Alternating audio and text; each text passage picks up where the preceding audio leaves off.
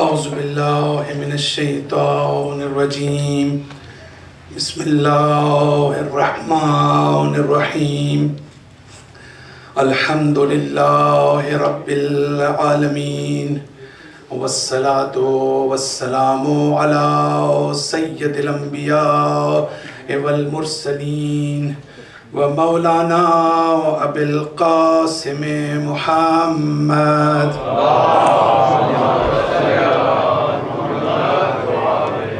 ثم الصلاة والسلام على أهل بيته الطيبين الطاهرين المعصومين أما بعد فقد قال الحكيم في كتابه المجيد وفرقانه الحميد بسم الله الرحمن الرحيم قل إنما أعظكم بواحدة أن تقوموا لله مثنى وفرادا ثم تتفكروا وما بصاحبكم من جنة صلوات پڑھتے ہیں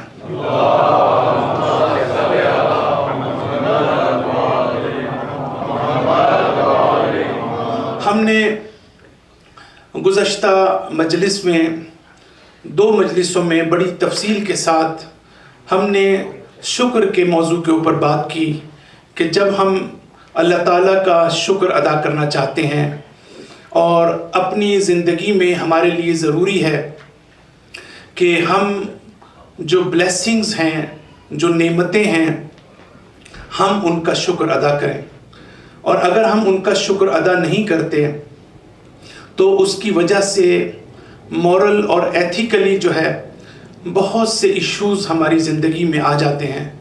تو اللہ تعالیٰ قرآن مجید میں بہت زیادہ ایمفیسائز کرتا ہے اس کو کہ ہم اللہ تعالیٰ کا شکر ادا کریں۔ اللہ تعالیٰ کہتا ہے قلیل من عبادی الشکور، بہت کم لوگ ہیں کہ جو میرا شکر ادا کرتے ہیں۔ اسی لیے میں نے ایکسپلین کرنے کی کوشش کی تھی کہ اس کے بعد ہمیں اس کے مختلف اسپیکٹس ان کا بھی اندازہ ہو جائے اور ہمیں یہ بھی اندازہ ہو جائے کہ کتنا مشکل ہے شکر ادا کرنا، اتنا آسان نہیں ہے کہ جتنا ہم اس کو سمجھتے ہیں۔ میں نے گزشتہ مجلس میں صرف میں ری کیپ کرنا چاہتا ہوں، ہو سکتا ہے کچھ حضرات نہ ہوں ان 2 مجالس میں، اور اس کے بعد میں اپنی گفتگو کو آج آگے بڑھاؤں گا۔ میں نے گزشتہ 2 مجلسوں میں عرض کیا کہ جب ہم تھینکفلنس کی بات کرتے ہیں، جب ہم اپریسیشن کی بات کرتے ہیں، یہ ہماری فطرت کا حصہ ہے کہ اگر کسی سے ہمیں کوئی فائدہ پہنچتا ہے، کسی وقت میں کوئی ہماری آ کر مدد کرتا ہے، اور یا کمیونٹی کو کوئی ایسی سروس پرووائڈ کرتا ہے، تو ہمیں جو ہے وہ کبھی بھی یہ بھولنا نہیں چاہیے کہ جس شخص نے یہ زحمت کی ہے ہم اس کو اپریشیٹ کریں، ہم اس کو انکریج کریں، اور اس کا دوسرے کی جو سائیکولوجیکل ویل بینگ ہے اس پر بڑا گہرا اثر پڑتا ہے۔ اگر وہ یہ دیکھتا ہے کہ یہ معاشرہ اتنا تھینک لیس ہو چکا ہے کہ میں جو ہوں اگر چاہتا ہوں کہ کام کروں کوئی، تو یہ انسان کے لیے مایوسی کا باعث بنتا ہے، ہوپ لیسنس کا باعث بنتا ہے، اور اس کے بعد وہ جو ہے وہ کام کو آگے نہیں بڑھا سکتا۔ لیکن ہمارے چوتھے امام کی روایت جو ہے سنہری حروف سے یقیناً لکھے جانے کے قابل ہے۔ آپ یہ فرماتے ہیں کہ لوگوں کے تھینکفل بیہیویئر نہ ہونے کی وجہ سے تم نے جو نیک کاموں کا آغاز کیا ہے تم اس کو ترک نہ کرو، اس لیے کہ تمہارا شکریہ اگر وہ لوگ کہ جو اس سے فائدہ اٹھاتے ہیں اگر وہ تمہارے شکر گزار نہیں ہیں تو ایسے لوگ موجود ہیں، ایسی ہستیاں اس کائنات میں موجود ہیں کہ جو آپ کے لیے شکریہ ادا کریں گی، جو آپ کے لیے تھینکفل ہوں گی، تو اس کا ثواب اس سے زیادہ ہے کہ اگر وہ لوگ جو فائدہ اٹھا رہے ہیں، کیونکہ وہ کسی ذاتی منفعت اور سیلف انٹرسٹ کی وجہ سے بھی آپ کو اپریشیٹ کر سکتے ہیں، ہو سکتا ہے ان کا فائدہ ہو۔ مثلا میں نے آپ کو کوئی ایسی چیز دی جس کو آپ کو ضرورت تھی، یا میں نے آپ کو قرض دیا، تو آپ ہو سکتا ہے اس لیے اپریشیٹ کریں کہ تاکہ آئندہ بھی مجھ سے قرض مانگ سکیں، تو یہ بھی تو پاسبل ہے نا۔ تو اس لیے امام علیہ السلام نے بڑی گہرائی میں جا کر ایک بات کی، کہا کہ جن لوگوں نے آپ سے فائدہ اٹھایا ہے ان کے شکر سے زیادہ ان افراد کے شکر ادا کرنے کا ثواب ہے کہ جن کو ڈائریکٹ فائدہ نہیں پہنچ رہا ہے، لیکن وہ جب سنتے ہیں، عام لوگوں کی بھی ابھی میں بات کر رہا ہوں، جب وہ سنتے ہیں کہ فلاں شخص نے فلاں موقع پر فلاں کی مدد کی، تو وہ اس کے انسانی جذبے کی قدر کرتے ہیں، وہ اس کو اپریشیٹ کرتے ہیں، وہ اس کو انکریج کرتے ہیں۔ تو یہ چیز جو ہے امام علیہ السلام فرماتے ہیں، اور ہم اس مجلس میں یہ ضرور سیکھیں، یہ بڑا اہم ایشو ہے کہ جس کو ہم ہمیشہ فیس کرتے ہیں، کہ لوگ آپ کو آپ کا حق ادا نہیں کرتے، جو آپ کو اپریشیٹ کرنا چاہیے جس طرح سے، واقعاً لوگ جو ہیں بہت ان تھینکفل ہوتے ہیں۔ تو اس سے گھبرانا نہیں چاہیے، اور اس سے انسان کو حوصلہ نہیں ہارنا چاہیے، بلکہ اللہ سے جو ہے ہمیشہ توقع کرنی چاہیے کہ اللہ جو ہے وہ ہمارے کام کی تعریف کرے، اور یہی خلوص کی تعریف ہے۔ اخلاص کی تعریف یہ ہے کہ میرے دل میں یہ ہو کہ جو کام میں نے انجام دیا ہے، ہمارے ایسا ہوتا نہیں ہے، ہم فوراً واقعہ نہیں چاہتے۔ میں بھی آپ میں شریک ہوں، یہ جو میں اتنی نصیحتیں وصیتیں کرتا ہوں، یہ پہلے میں اپنے آپ کو کرتا ہوں، پھر میں آپ کے ساتھ جو ہے وہ ہم کلام ہوتا ہوں۔ تو ہمارے فوراً دل میں آتا ہے کہ میں نے اتنا اچھا کام کیا ہے، لوگ جو ہیں وہ مجھے اپریشیٹ کریں، لوگ میری تعریف کریں، لوگ مجھے ایڈمائر کریں، یعنی فلیٹرنگ نہیں بلکہ چاپلوسی نہیں، بلکہ ریئل جو ایک اپریسیشن ہوتی ہے وہ کریں۔ لیکن اخلاص میں یہ چیز ہے کہ میرے دل میں صرف یہ ہو کہ میرے اس کام کی میرا اللہ میری تعریف کرے۔ میرے لیے یہ امپورٹنٹ ہے کہ میرا خدا میری تعریف کر رہا ہے۔ میرے لیے یہ امپورٹنٹ نہیں ہونا چاہیے، اس لیے نہیں ہونا چاہیے کہ اگر میری ایکسپیکٹیشن زیادہ ہو جائیں۔ آپ دیکھیں جب بھی آپ کی ایکسپیکٹیشن زیادہ ہونی شروع ہو جاتی ہیں، اور جب آپ دیکھتے ہیں کہ آپ کی ایکسپیکٹیشنز پہ پورا نہیں اتر رہے لوگ، تو پھر آپ ہرٹ ہوتے ہیں، تب پھر آپ کے اوپر اس کا اثر ہوتا ہے۔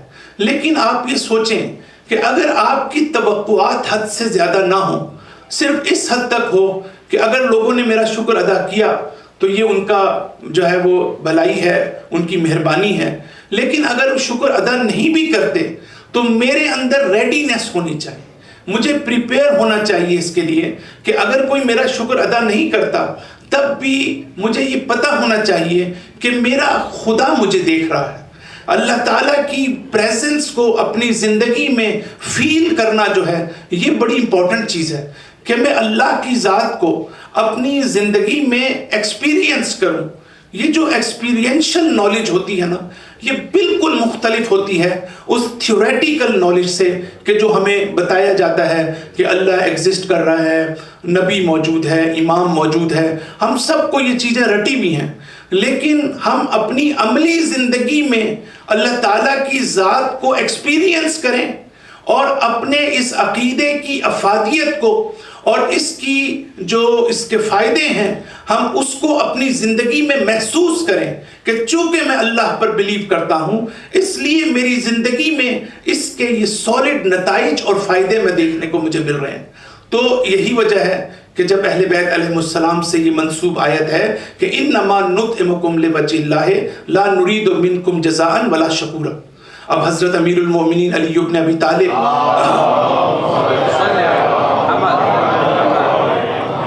فرماتے ہیں، ان کے واقعہ ہے، آپ کو پتہ ہے کہ پہلے یتیم آیا، پھر مسکین آیا، پھر اسیر آیا، آپ روزے سے تھے، جو کچھ تھا آپ نے دے دیا۔ اب وہ کیا جواب دیتے ہیں، انسان حیران ہو جاتا ہے کہ کتنی ڈیپتھ ہے ہمارے ائمہ کی سیرت میں۔ کاش ہمارے ممبر سے جو ہے وہ صحیح معنی میں محمد و آل محمد کی تعلیمات کی ترویج ہو جائے۔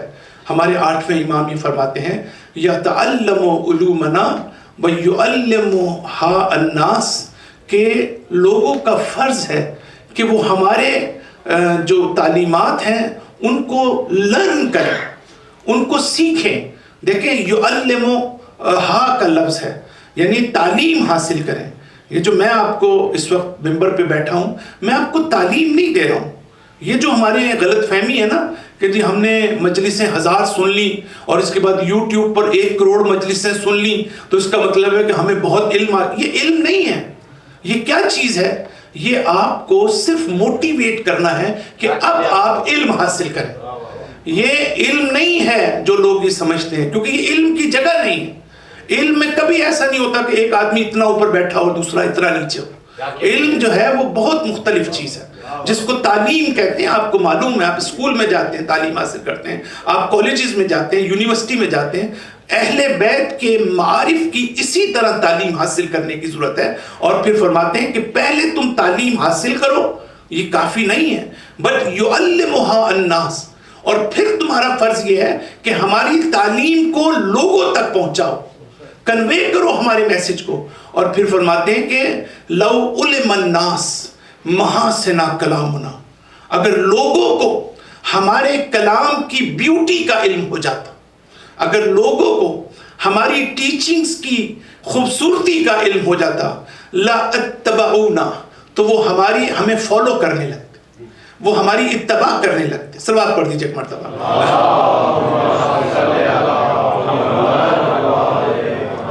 بہت بڑا امام کی ایک روایت ہے, امام نے اتنا سخت چیلنج کیا ہے ہمیں, یعنی جس کو کہتے ہیں نا انسان ہل کے رہ جاتا ہے, کہ امام نے ایک عجیب بات کی. امام ہی کہتے ہیں, گویا یہ کہنا چاہتے ہیں کہ اگر آج دنیا محمد و آل محمد کی پیرو نہیں ہے, ان کو فالو نہیں کرتی, ان سے محبت نہیں کرتی, ان کی ٹیچنگ سے انہیں کوئی دلچسپی نہیں, نہج البلاغہ میں کیا لکھا ہے, صحیفہ سجادیہ میں کیا لکھا ہے, یہ پوری سنی ورلڈ آپ کے سامنے, پوری کرسچن ورلڈ آپ کے سامنے, تو امام یہ نہیں کہتے کہ ان کا قصور ہے. ہم سے اگر آپ پوچھیں تو ہم یہی کہیں گے نا ان کا قصور ہے کہ وہ نہیں سیکھتے. امام کہتے ہیں ان کا قصور نہیں, تمہارا قصور ہے. اصل قصور تمہارا ہے کہ تم ان کو ہماری تعلیم نہیں پہنچاتے ہو. تو پھر سوال یہ ہے کہ کیا ہمارا جو یہ سسٹم ہے, کیا یہ ساری عمر ایسے ہی چلتا رہے گا کہ نشستن برخاستن جو ہے وہ اس طرح ہی ہوتا رہے گا؟ تو امام کی ان روایتوں پہ ہم کب عمل کریں گے؟ ہماری مینجمنٹ کب عمل کرے گی؟ کب ہم ان تعلیمات کو, آپ یقین کریں, میں چونکہ میری فیلڈ ہے اور مجھے دن رات کانفرنسز میں اور کرسچن کمیونٹیز میں, چرچز میں میری سپیچز ہوتی ہیں, یعنی میں اپنے ایکسپیرینس کو, میرے پاس ورڈز نہیں ہیں میں آپ کو بیان کر سکوں ان کی ایفیکٹونیس. جب میں اہل بیت کی تعلیمات کی بات کرتا ہوں تو وہاں بیٹھے ہوئے واقعاً وہ دل کی گہرائیوں سے اپریشیٹ کرتے ہیں. وہ کہتے ہیں ہمارے تو تصور میں بھی نہیں تھا کہ قرآن جیسس کرائسٹ کے بارے میں ایسی باتیں کرتا ہے, قرآن حضرت مریم کے بارے میں حتیٰ بائبل میں اتنا کچھ نہیں لکھا ہوا, قرآن ایسی باتیں کرتا ہے. اور پھر اخلاقی لحاظ سے جب ہم ان تک کی میسج پہنچاتے ہیں قرآن اور اہل بیت کا, تو آپ یقین کریں کہ یعنی ہم تو کبھی ہوتا ہے نا کہ ہمیں اب عادت ہو گئی ہے کہ ہم پہ اثر نہ ہو کسی چیز کا. آپ کچھ بھی کہتے رہیں, معذرت کے ساتھ میں کہتا ہوں, آپ کے ساتھ آپ ہی مراد نہیں ہے, میری نظر میں پوری کئی کمیونٹیز ہیں. ہماری یہ کمیونٹی جو ہے میں اس کو بہت اپریشیٹ کرتا ہوں کہ یہ بڑی دقت سے غور سے سنتی ہے, ایجوکیٹڈ کمیونٹی ہے. لیکن آپ باہر کی دنیا میں دیکھ لیں کہ وہاں پر جو ہے وہ کوئی اثر نہیں ہوتا, آپ جو مرضی بات کریں. لیکن دوسری کمیونٹی میں حیرت انگیز اثر ہوتا ہے. آپ سوچ نہیں کر سکتے, تصور نہیں کر سکتے کہ جب کرسچنز کہ جن کے دل میں یہ ہے کہ وہ ٹروتھ کو سمجھنا چاہتے ہیں, جو نہیں سمجھنا چاہتا ان کی بات نہیں, تو آپ حیرت زدہ ہو جائیں گے کہ آپ خوشی کے مارے حیران ہو جاتے ہیں کہ آپ کو ایفیکٹونیس نظر آتی ہے اپنے کلام کے اندر جب آپ دوسری کمیونٹیز میں جاتے ہیں. لیکن جب تک ہم اس کے لیے پروگرام نہیں بنائیں گے, ہماری یوتھ جب تک خود اپنے آپ کو موٹیویٹ نہیں کرے گی, جب تک خود سینٹر میں پروگرامز کو اپنے ہاتھ میں نہیں لے گی.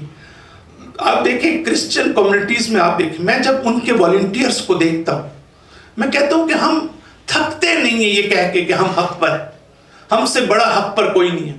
لیکن مجھے یہ سمجھ نہیں آتی یہ کیسا حق ہے کہ ایک ہمارا نوجوان تیار نہیں ہوتا کہ وہ اپنے آپ کو والنٹیئر کر سکے, کوئی ہماری یوتھ اس کے لیے تیار نہیں ہوتی کہ وہ ہر کام ہم مینجمنٹ پہ نہیں ڈال سکتے, ہر کام ہم پریزیڈنٹ پہ نہیں ڈال سکتے.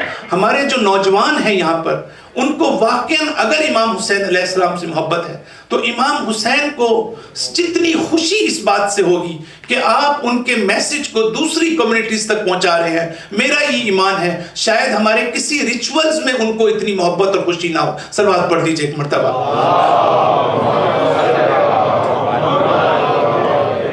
تو میں نے کہا کہ اہل بیت فرماتے ہیں امام علی علیہ السلام انما نطعمکم لوجہ اللہ لا نرید منکم جزاء، ہم تم کو ایک چیز دے رہے ہیں، کھانا ہے دے رہے ہیں، جو کچھ بھی ہم تمہیں دے رہے ہیں، ہمیں تم سے جزا نہیں چاہیے، ہمیں تم سے ریوارڈ نہیں چاہیے، ہمیشہ ہم چاہتے ہیں کہ ریوارڈ ہمیں ملے۔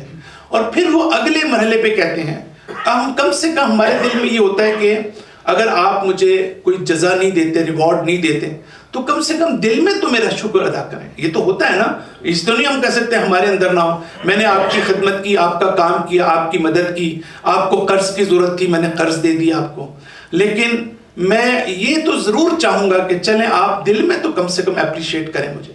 لیکن معصومین کیا کہتے ہیں؟ وہ کہتے ہیں کہ لا نرید منکم جزاء ولا شکورا، ہمیں تمہارے شکریہ کی بھی ضرورت نہیں، ہم دل میں بھی تم ہمارا شکر کرو، ہمیں اس کی بھی ضرورت نہیں ہے، اس لیے کہ ہم نے یہ کام لوجہ اللہ کیا ہے، یہ کام ہم نے اللہ کے لیے کیا ہے۔ صلوات پڑھ دیجئے ایک مرتبہ۔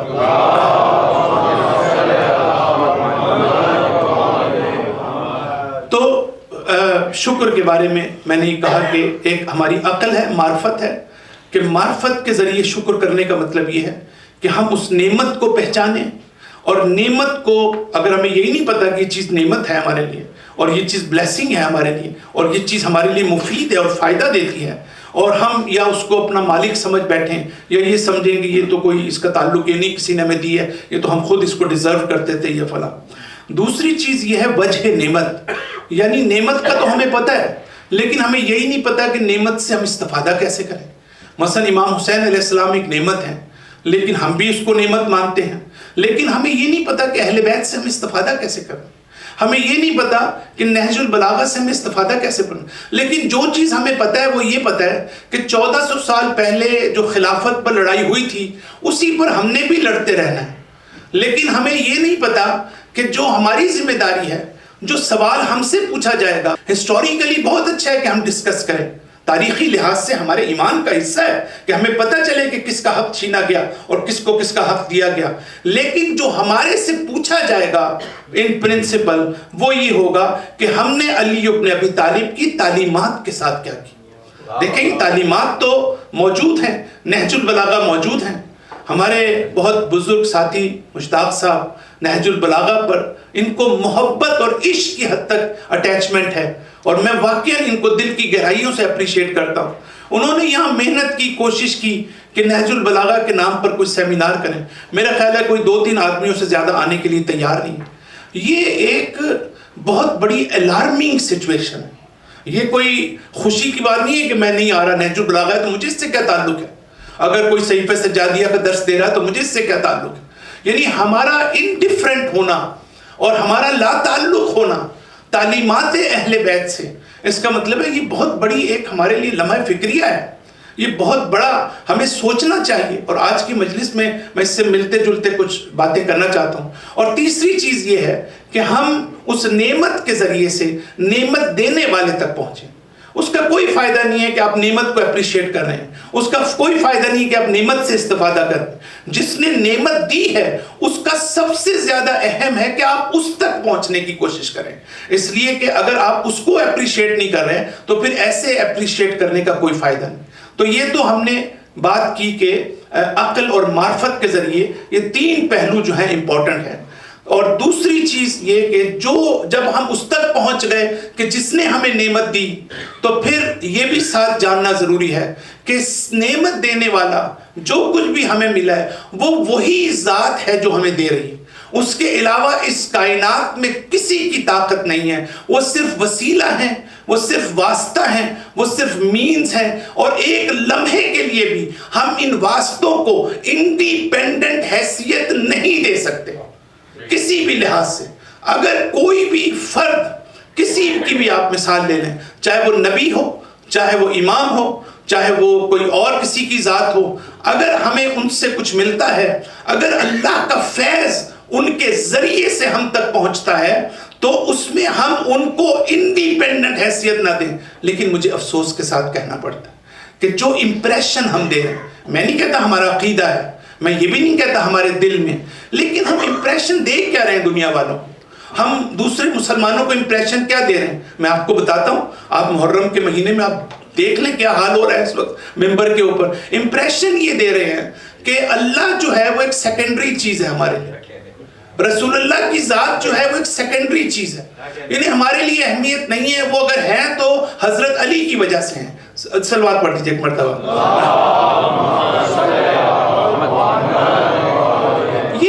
یہ کیا امپریشن ہے جو ہم دے رہے ہیں؟ مجھے تو آج تک سمجھ نہیں آتی.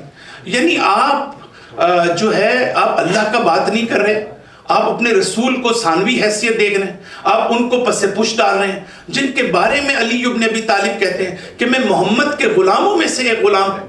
اور پھر ہم جو ہے ان کا ذکر ہم صحیح طرح نہیں کرتے. ہم دوسرے جو انبیاء ہیں ہم ماشاء اللہ ہم ان کی اتنی انسلٹ کرتے ہیں. اور یہ جو کمپیریزن کا طریقہ ہمارے ہاں ایک آ گیا ہے، کبھی حضرت ابراہیم کو ہم نے کسی امام سے کر دیا، کبھی فلاں نبی کو کسی سے کر دیا. یہ ہمیں کس نے سکھایا ہے؟ مجھے تو یہی سمجھ نہیں آتی. جب ہم نے تھیولوجی نہیں پڑھی، جب ہم نے علم کلام نہیں پڑھا، جب ہم کسی ریکگنائز انسٹیٹیوشن سے نہیں آئے، اور پھر ہم جو ہے صرف چند چیزوں کو رٹ کے ہم آ کر یہاں کمپیریزن کرنے بیٹھ جاتے ہیں، اور اس کے بعد ہم انبیاء کی انسلٹ کرتے ہیں، حضرت ابراہیم کی انسلٹ کرتے ہیں، حضرت موسیٰ اور عیسیٰ کی انسلٹ کرتے ہیں. ہمیں یہ بھی نہیں پتا کہ وہ صرف نبی نہیں تھے بلکہ وہ نبی بھی تھے اور امام بھی تھے، وہ نبی بھی تھے اور ولی بھی تھے. لہٰذا ہمیں اس سے اجتناب کر کے پرہیز کر کے ہمیں ہر ایک کو ان کے اپنے کانٹیکسٹ میں رکھنے کی ضرورت ہے. میں نے ایک جگہ بات کی، میں نے کہا آپ یہ جو کمپیئر کرتے ہیں تو مجھے بتائیں کہ حضرت عیسیٰ تو گہوارے میں انہوں نے نبوت کا جو ہے وہ اعلان کیا، اور اس کے بعد جو معجزات حضرت عیسیٰ کے بارے میں ہیں اور پھر جس طرح سے انہوں نے تکلم کیا، تو پھر آپ کہہ دیں کہ وہ افضل ہیں حضرت محمد مصطفیٰ صلی اللہ علیہ وسلم سے، کیونکہ آپ نے تو 40 سال بعد اعلان کیا. تو اگر آپ کمپیئر ہی کرنے بیٹھیں گے تو پھر آپ کیوں نہیں کہتے یہ بات؟ اس لیے کہ آپ کو ان چیزوں کا پتہ نہیں ہے. ضروری ہے کہ تھیولوجیکلی ہم بالکل مضبوط ہوں، اسٹرانگ گراؤنڈز پر ہوں. یہ اسلامک اسٹڈیز اسی طرح اہم ہے جس طرح سائیکالوجی، جس طرح فلسفی، جس طرح میڈیکل سائنس. اس میں جا کر آپ کو اساتذہ کو دیکھنا پڑتا ہے، آپ کو جا کے پڑھنا پڑتا ہے، آپ کو جا کے سالڈ ڈگریاں لینی پڑتی ہیں، پھر آپ کو پتہ چلتا ہے. میں حیرت ہوتی ہے جس وینکوور اسکول آف تھیولوجی میں ایز اے ریسرچ ایسوسیٹ ہوں، کہ جہاں جو اب یہ وینکوور اسکول آف تھیولوجی دنیا کے معروف ترین کالجز میں سے ہے، کرسچن کالجز میں سے. آپ اس کو سمجھیں یہ حوزہ علمیہ قم ہے اور حوزہ علمیہ نجف. آپ تصور کر سکتے ہیں اگر کوئی کرسچن منسٹر بننا چاہتا ہے، پریسٹ بننا چاہتا ہے، تو اس کے لیے وہاں سے ماسٹرز کی منیمم ڈگری حاصل کرنے کی ضرورت ہے، اور اس کے بعد اس کی اتنی سخت ٹریننگ ہے کہ ہم لوگ تصور بھی نہیں کر سکتے. تو آپ جب ایک شخص ان کا چرچ میں جاتا ہے اور وہ ہائر ہوتا ہے تو اس کے پاس سالڈ ایجوکیشن ہوتی ہے اور اس کو پورا عبور ہوتا ہے اپنی چیزوں کے اوپر، اور وہ کئی جو آبسٹیکلز ہیں ان سے گزرتا ہے. اور ہمارے ہاں کیا ہوتا ہے آپ دیکھیں نا، ایک شخص ہے، آپ نے فرض کریں قم سے کسی کو بلایا، آپ نے نجف سے کسی کو بلایا، اب اس نے ابھی تعلیم پتہ نہیں حاصل کی ہے نہیں کی، اس نے راستے میں چھوڑ دی ہے یا نہیں، جو کسی کو یہاں پتہ نہیں ہے، کوئی پوچھتا ہی نہیں ہے کسی سے، کسی نے کسی سے ڈگری نہیں پوچھنی، کسی نے کسی سے سرٹیفکیٹ نہیں پوچھنا. وہ ہمیں واحد چیز جس پر ہم زور نہیں دیتے، توجہ نہیں کرتے، وہ ایجوکیشن ہے، کہ ایجوکیشن فلاں کی کتنی ہے. آپ لوگوں کو اعلان کریں، آپ اس کے ساتھ ڈسرسپیکٹفل نہ ہو، لیکن لوگوں کو یہ پتہ ہونا چاہیے کہ اس شخص سے ہم نے کتنا دین حاصل کرنا. ایسا نہ ہو کہ وہ اپنی کیپیسٹی سے زیادہ ہمیں دین دے کے چلا جائے اور ہم اس کو صحیح سمجھنے لگیں. اگر ہمارے حالات کا تقاضا ایسا ہے کہ ہم لوگوں سے نہیں پوچھ سکتے، ان کو ایویلویٹ نہیں کر سکتے، ہم ان کو ایگزامن نہیں کر سکتے، ہمارے اندر اتنی جرت نہیں ہے، ہمارے اندر اتنی اخلاقیات نہیں ہے، تو ٹھیک ہے، کم سے کم ہمیں یہ تو پتہ چلنا چاہیے کہ اس بندے کی کیپیسٹی کیا ہے، اس سے ہم نے کیا لینا ہے اور ہم نے کیا نہیں لینا. آپ یقین کریں کہ جب ایک کرسچن جو ہے کسی پہلی مرتبہ، جس کو ہم اپنے ماسک کے سینٹر کہتے ہیں، چرچ میں جاتا ہے، تو وہ کم سے کم 2 سال تک انڈر سپرویژن رہتا ہے، انڈر سپرویژن سینئرز کے. بالکل اسی طریقے سے جیسے ایک میڈیکل ڈاکٹر جو ہے وہ ہاؤس جاب کس لیے کرتا ہے؟ وہ ایسے ہی وہ آپ نے میڈیکل ختم کیا اور چلے جائیں مریضوں کو دیکھنا شروع کر دیں. کیا آپ سوچ سکتے ہیں اس کے بارے میں ایسا؟ یہ کیوں؟ آپ کا پریکٹیکل ایکسپیرینس جو ہے، ایکسپیرینشل نالج جو ہے، وہ تھیوریٹیکل نالج کافی نہیں ہوتی، وہ ناقص ہوتی ہے جب تک آپ زندگی میں تجربہ نہ کریں۔ جنہوں نے تجربے کے ساتھ کمیونٹی کو ڈیل کیا ہے، جنہوں نے کمیونٹی کو فیس کیا ہے، جنہوں نے مسائل اور ایشوز کو دیکھا ہے، جو آپ کی رہنمائی کرتے ہیں۔ اور آپ مزے کی بات بتاؤں گے، جو وہاں سے آتے ہیں تو وہ سینئرز کو آتے ہی لیٹ ڈاؤن کرنا شروع کر دیتے، اس لیے کہ کوئی سسٹم ہی نہیں ہے ہمارے۔ وہ آپ مثلا سینئر بیٹھا ہوا ہے، ان کو ذرا سے کوئی کہہ جی نماز جمعہ پڑھا دیں تو فوراً نماز جمعہ پڑھانے کے لیے کھڑے ہو جائیں۔ وہ یہ بھی نہیں سوچتے کہ سینئرز بیٹھے ہوئے ہیں، کم سے کم ان کو آفر ہونی چاہیے، ان کا علم زیادہ ہے، ان کی ایجوکیشن زیادہ ہے۔ اور حتیٰ یہاں تک ہوتا ہے کہ ایجوکیشن میں کوئی مقابلہ ہی نہیں ہوتا، کہاں وہ کل کے بچے اور کہاں سینئرز، لیکن کوئی رسپیکٹ نہیں ہے۔ اور آپ بیٹھے میں آپ کو بڑا اندر کی بات بتانا، میں آپ بیٹھے میں آپ ایک شخص آیا ہے کم سے، جس نے کبھی آج تک کمیونٹی کو فیس نہیں کیا، اب وہ بولے جا رہا ہے اور بالکل غلط بول رہا ہے، لیکن آپ تو اس کے مینٹور ہیں ہی نہیں۔ آپ کو تو کسی نے نہیں کہا کہ آپ اس کو سپروائز کریں، آپ کو تو کسی نے نہیں کہا کہ آپ اس کو جو ہے وہ چیک کریں۔ اب آپ بیٹھے ہیں آرام سے، آپ کچھ کر ہی نہیں سکتے، آپ بالکل مظلوموں کی طرح بیٹھے ہیں۔ آپ اس کو یہ بھی نہیں کہہ سکتے کہ بھائی تھوڑا پڑھ کے آ جاؤ، تھوڑا سا کسی استاد کے پاس دوبارہ چلے جاؤ، آپ کو ضرورت ہی نہیں ہے اتنی۔ یہ سسٹم سلوات پڑھ دیجئے ایک مرتبہ۔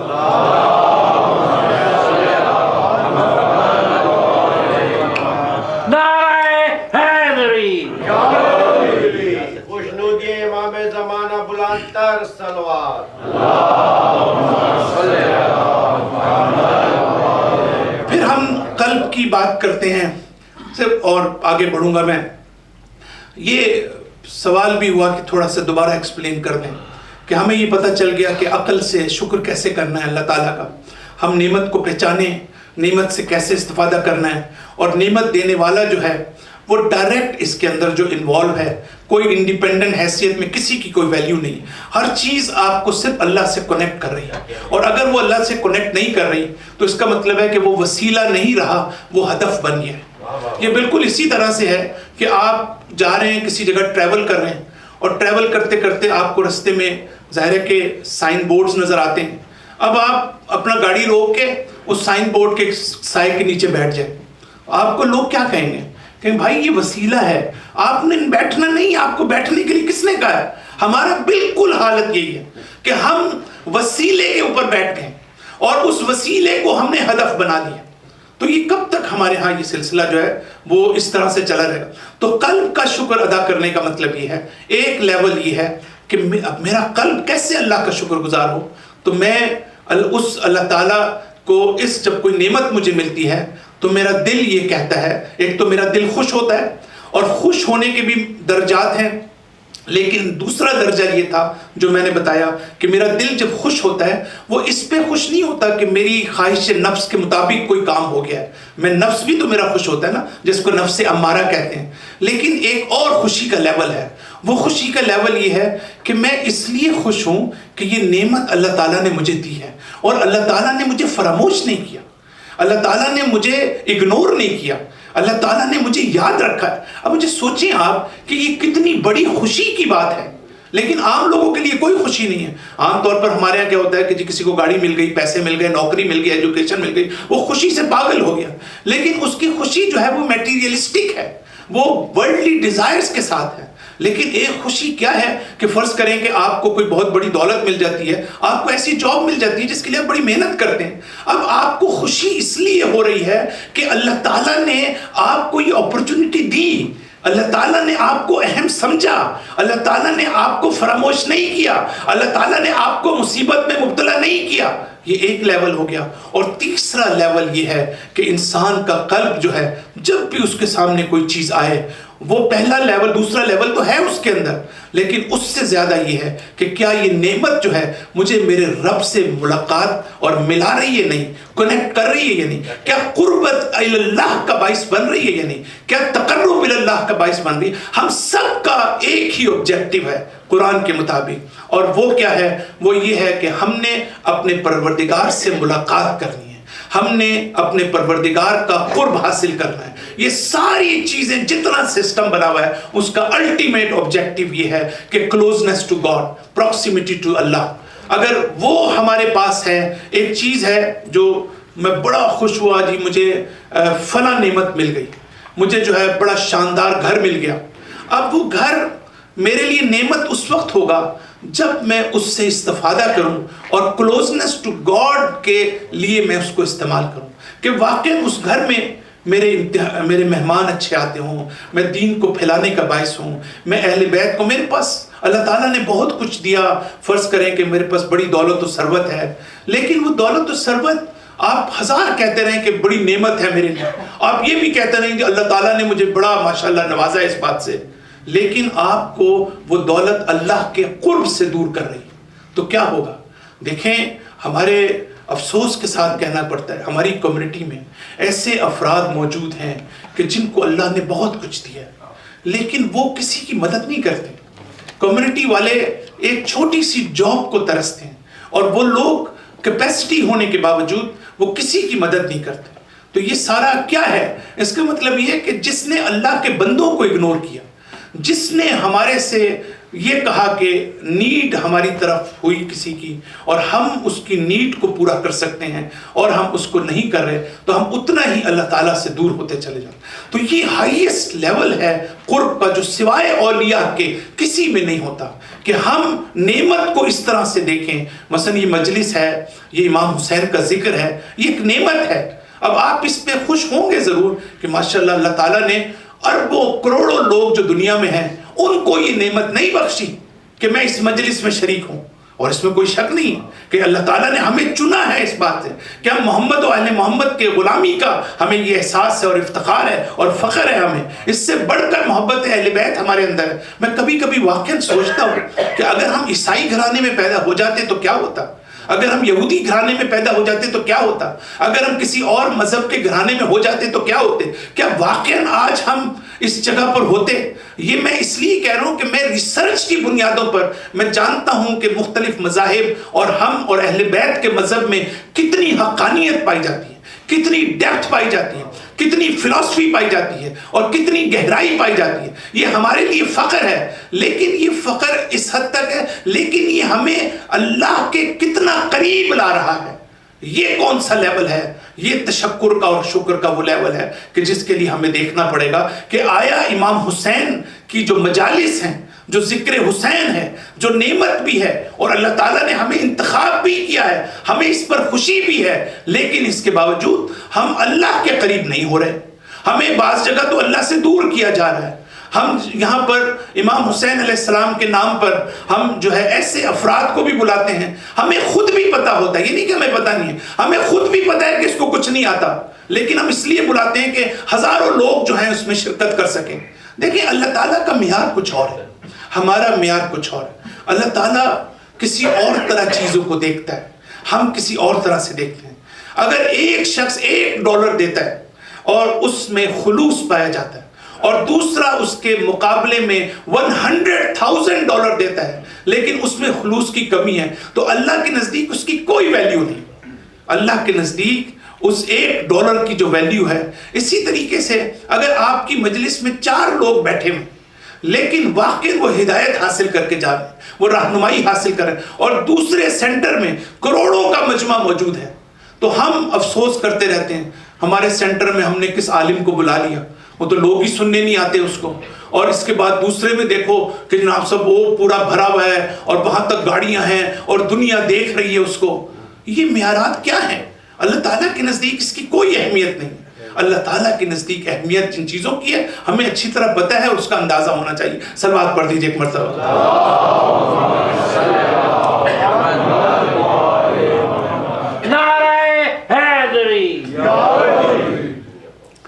جو یہاں پر معیار ہے کہ ہم جس کی طرف میں نے اپنی ایک گھر کی مجلس میں اشارہ کیا تھا، یہ ہم سارا کچھ اس لیے کہتے ہیں کہ ہمیں یہ پتہ ہونا چاہیے کہ جو چیز اللہ کے نزدیک معیار ہے، قرآن مجید جب یہ کہتا ہے ایک مقام پر کہ ما هذه الحیات الدنیا الا لهو ولعب وان الدار الاخرہ لہی الحیوان، کہ دنیا لہو و لعب کے علاوہ کچھ بھی نہیں.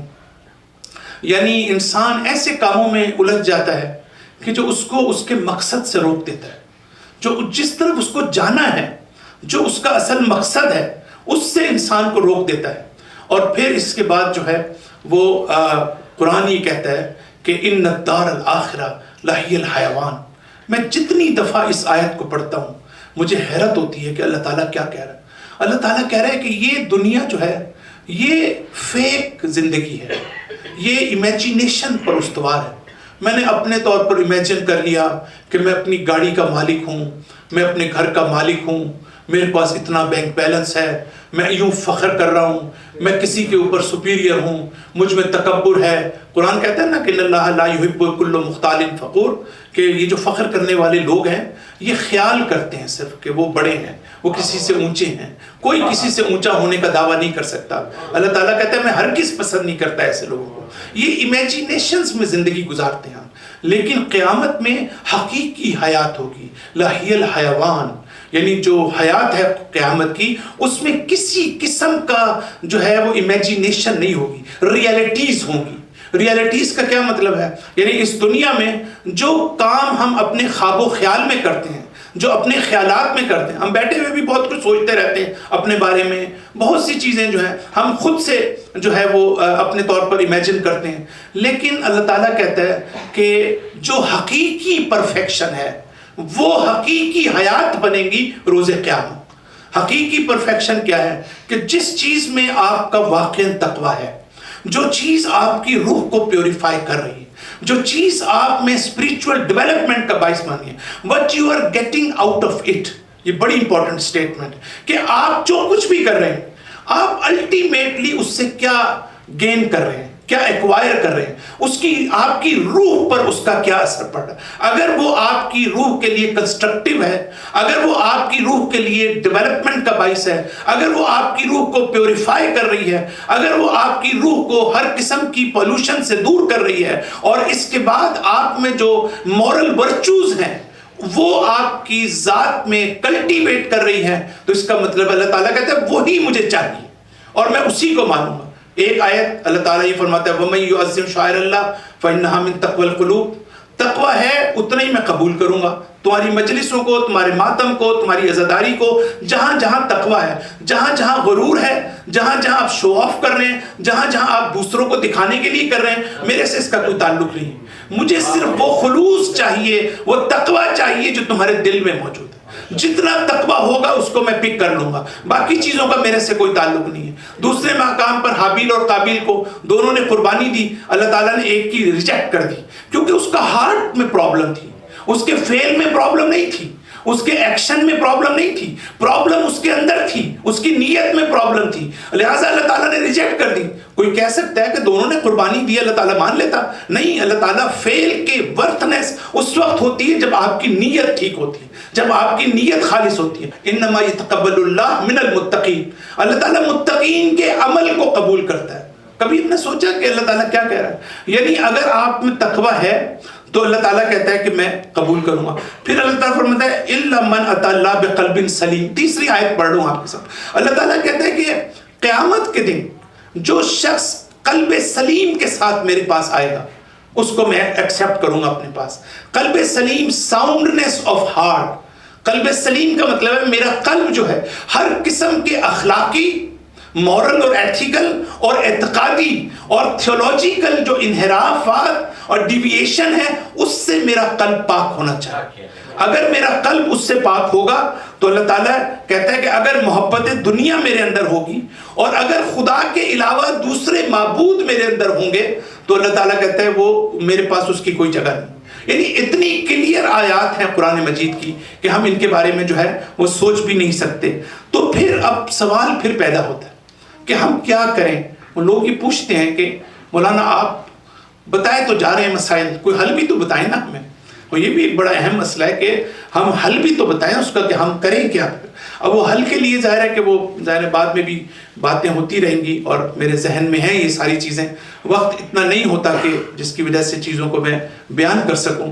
لیکن آج ایک بات میں شروع کر رہا ہوں اور کل کی مجلس میں بڑے اہم ایشوز پر بات کرنے جا رہا ہوں کہ جو ہمارے معاشرے کے ایشوز ہیں، جو ہمارے اجتماعی ایشوز ہیں، اسی آیت کے ذیل میں جو آیت میں نے پڑھی ہے لیکن میں نے اس کا ترجمہ نہیں کیا، لیکن بہرحال اس کا صرف ترجمہ کروں گا اور ٹائم ہمارے پاس بڑا محدود ہے، میں اسی پر گفتگو کو آہستہ آہستہ اختتام کی طرف لے جا کے کل کی مجلس میں جو مجھے آج باتیں کرنی تھیں وہ میں کل کروں گا، کہ میں آپ کو بتانا چاہتا ہوں کہ آپ حیران ہو جائیں گے کہ ہم کن مسائل سے دوچار ہیں اور ہم کہاں کھڑے ہیں، اصلاً اخلاقی لحاظ سے ہماری سچویشن کیا ہے۔ میں اپنے ایکسپیرینسز کو آپ کو شیئر کروں گا کہ اس معاشرے میں ہو کیا رہا ہے اس وقت، اور دین کیا کہتا ہے اور شریعت کیا کہتی ہے۔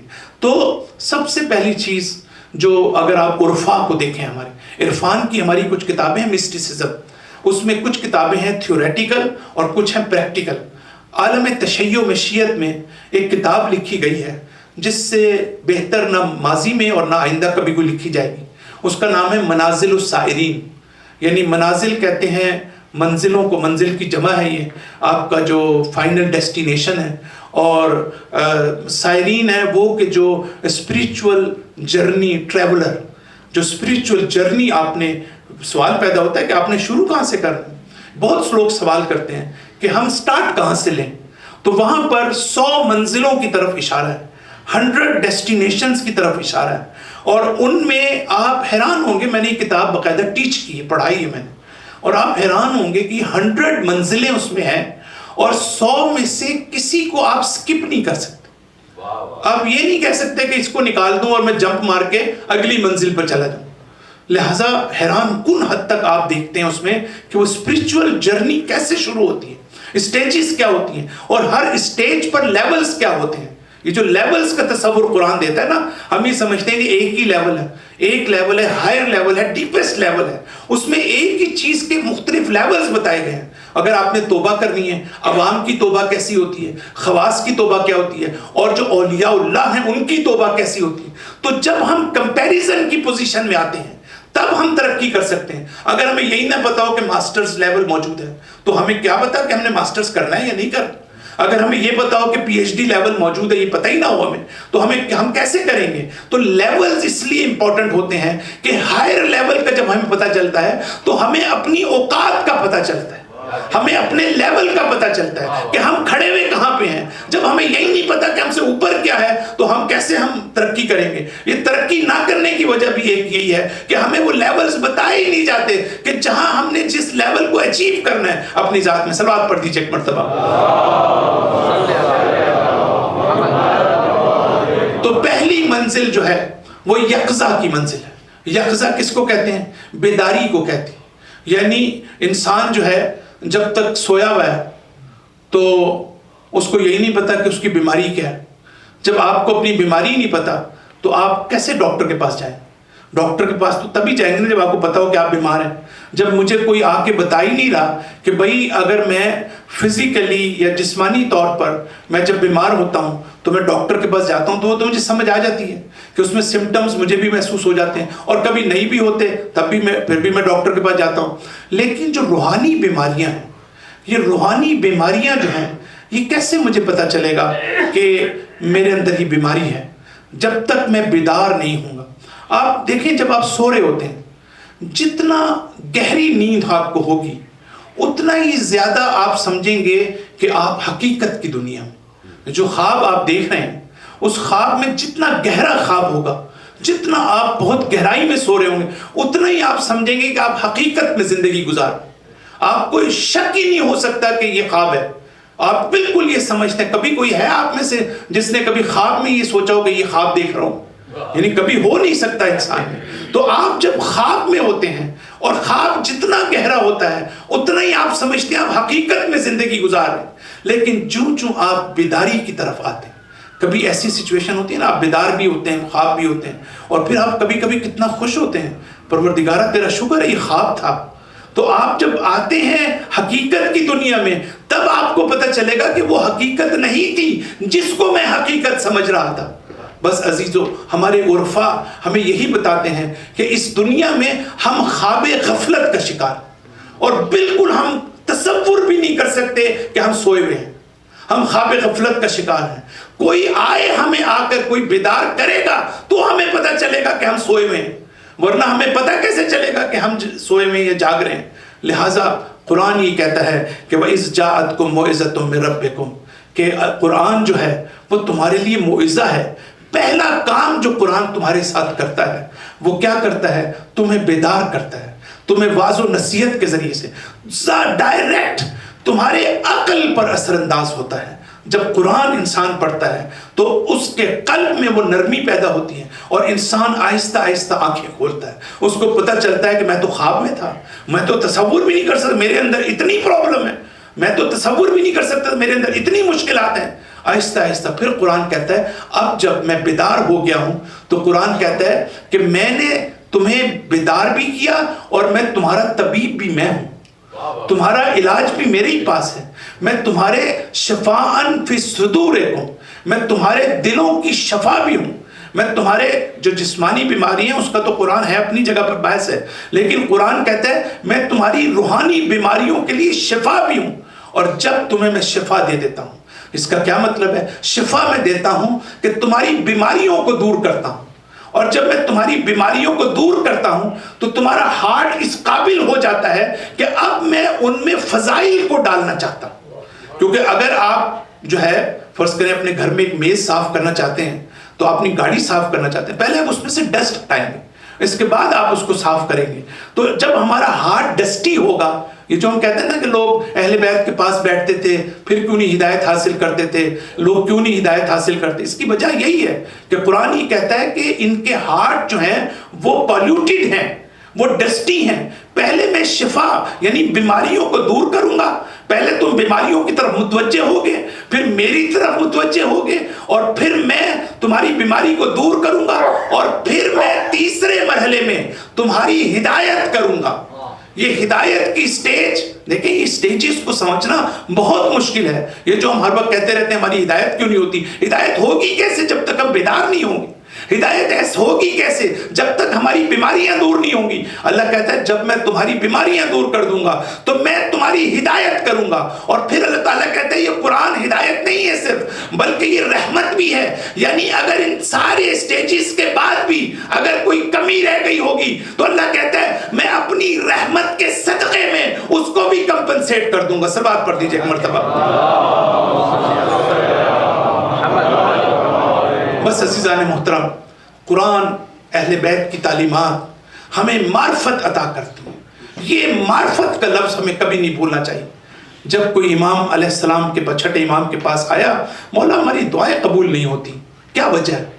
کہا کہ تم جس سے مانگتے ہو تم اس کو جانتے ہی نہیں ہو، جب تم اس کو جانتے ہی نہیں ہو جس سے تم مانگ رہے ہو تو تمہاری دعا کے خواہ قبول ہوگی تمہاری؟ اب دیکھیں نا یہ کتنی چھوٹی سی حدیث ہے اور کتنی گہرائی ہے اس کے اندر، کہ واقعاً جب میں دعا کر رہا ہوتا ہوں کیا میرے دل کی گہرائیوں میں یہ ہوتا ہے کہ واقعاً خدا موجود ہے، واقعاً وہ میری بات کو سن رہا ہے، واقعاً وہ میرا جواب دے رہا ہے؟